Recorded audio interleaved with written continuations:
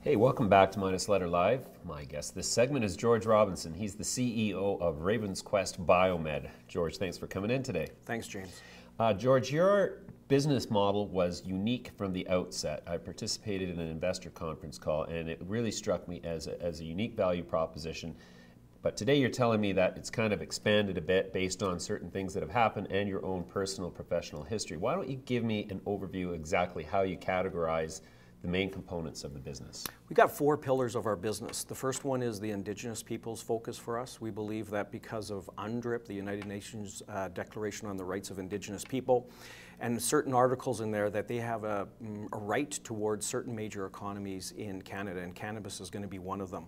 So that's really big for us right now. We have a large MOU moving to LOI with Fort McMurray 468 for 250,000 square feet, and we'll be their partner and equity partner there. The second pillar is our management services.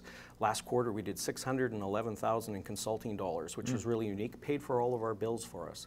The third one is our investments acquisitions area of our business, where we've just purchased Blumera, and which is out of Markham, Ontario, and we're also building out our AGB facility in Alberta, in Edmonton. That's 35,500 square feet, which will be ready very shortly for license to cultivate. And lastly is our research and development with McGill. Okay, wow. So the idea is then for you to support the onboarding of First Nations groups who want to participate in the industry and to participate with them as a equity partner. Correct. It could be in many different forms. Equity partner could be one of them. We have opportunities in front of us where we can be more of a takeoff or a streaming agreement with them. But always at the get-go, they own 51% or more of the limited partnership, and they own the license. This is most important for own source revenue, which is really the driver for Indigenous people. But we are their partners. We're there from the consulting side, the blank piece of paper, right through to operations. Wow. Okay, and so let's talk a bit about the Blumera acquisition. How soon till that is actually producing? Right now we have our first harvest done. All the microbiology and chemistry passed 100% on the first crop. Oh, great. The second one, thank you. The second one should be harvested here in the next three weeks. And if that goes well, then we'll be ready to go to license for sell and dispense. And so what are you going to do with the crops you have now? Do you wholesale them?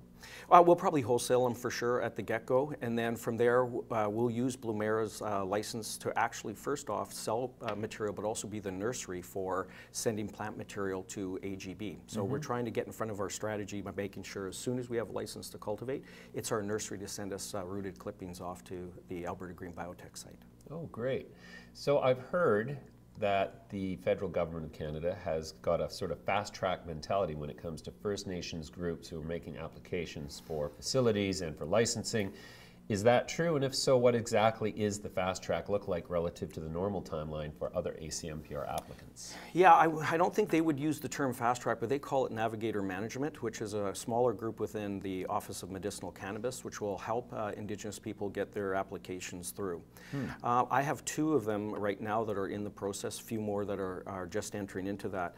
One went through in about 12 months and the other went through in 6.5 months. What I mean by that is they're at final review or active review in that time frame. So it sounds like it's being expedited, but I can't speak for Health Canada, but definitely they're managing the Indigenous files through. And is there any financial support from the federal government for First Nations?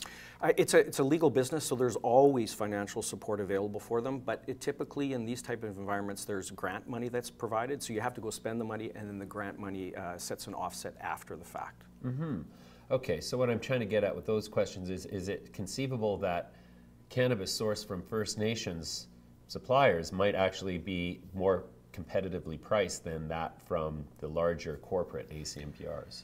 Well, let's just take a look at the tax side of this thing first, right? Sovereign land, sovereign government. We'll see exactly how this excise tax rolls out, but there's a 10% excise tax that may be not in place. We know that the GST and PSD is not applicable on First Nations land. So we have anywhere between a 22 to 25% tax savings right off the get-go. So that's pretty important, and then remembering that would not only be on production, but many First Nations are asking us to get in, help them out with retail outlets. So it also goes right to the retail side, sovereign land to sovereign land. So I think there is a pricing advantage. We'll wait to see what the final regulations and legislation looks like. Wow. So then how many First Nations groups potentially are there across Canada who could become applicants for ACMPR licensing? For us particularly, I think we'd be looking somewhere between 12 and 24. I think that's going to be a great representation across the country. But there's 680 some odd nations across Canada. So I think we'll take a look at it. ACMPR licensing for production, probably those numbers.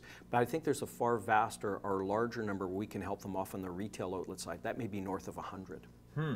So from what you've told me, it strikes me as a very real and possible threat to the corporate ACMPR suppliers in Canada that they won't be able to compete with Indigenous providers of cannabis because of that 25% tax saving, as well as the other advantages they're going to be able to enjoy on the cost side as a result of being on sovereign land.